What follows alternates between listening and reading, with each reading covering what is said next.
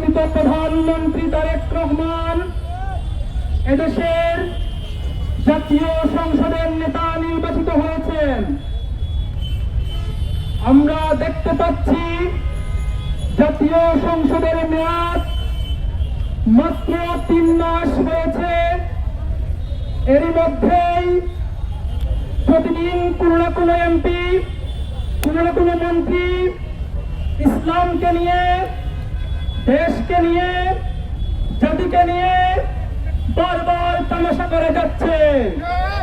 কিন্তু তথাকথিত তারেক রহমান, আপনি চুপ করে বসে থাকেন, আপনার মুখ দিয়ে কথা বের হয় না।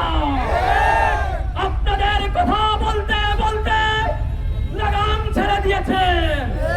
আজকে ইসলামের গুরুত্বপূর্ণ বিধান, মা বোনদের ভূষণ, মা বোনদের অহংকার, পর্দাকে নিয়ে কথা বলা শুরু করেছেন।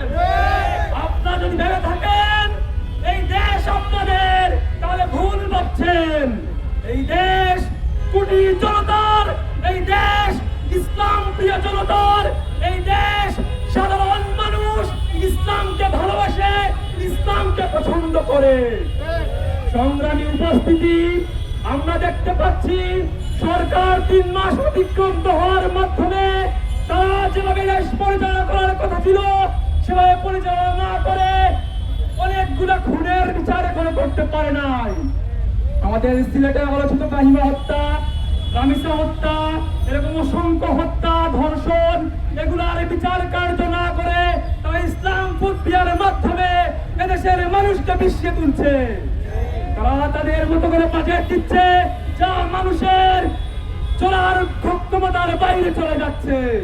3 মাসের মধ্যে তেলের দাম বৃদ্ধি, গ্যাসের দাম বৃদ্ধি মানুষের জীবনকে অতিষ্ঠ করে তুলছে। শিলংয়ে পালিয়ে থাকা স্বরাষ্ট্রমন্ত্রী সালাউদ্দিন তার নিজের মতো করে বক্তব্য দিয়ে চাচ্ছে। সব সময় একরক্ষ করে কথা বলে, হেয়া করে কথা বলে। আমরা বলছি সালাউদ্দিন, বিএনপি সাবধান হয়ে যান। দীর্ঘ 17 বছর হাসিনাকে এখানে তার বীজ বপন করার মাধ্যমে চেয়েছিল এই দেশকে তার করায়ত্তে নিয়ে যাবে, কিন্তু বাংলার ছাত্র সমাজ তা হাতে দেয়নি। আপনারা যদি হাসিনা হওয়ার দুঃস্বপ্ন দেখে থাকেন, এই দুঃস্বপ্ন আপনাদেরকে আমরা দুঃসাৎ করে দেবো ইনশাআল্লাহ। হাসিনাকে আমরা ইন্ডিয়ায় পাঠিয়েছি, আপনাদেরকে লন্ডনেও জায়গা পাবেন না ইনশাআল্লাহ।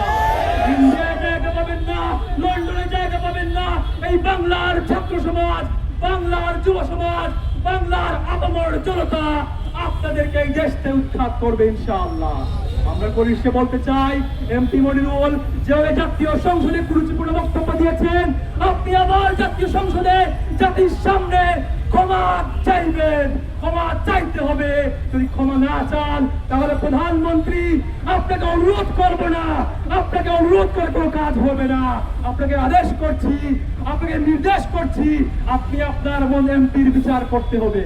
যদি এমপির বিচার না করেন তাহলে আপনাকে আমরা হুঁশিয়ার করে বলতে চাই, আর কোন আন্দোলন আপনারা আবার আপনার কথাবার্তা বলেন, এই বাংলার ছাত্র সমাজকে সাথে নিয়ে ছাত্র শিবির অতীতে জয় মাঠে ছিল, সামনেও মাঠে থাকবে ইনশাআল্লাহ। সবাইকে তাৎক্ষণিক কর্মসূচি জন্য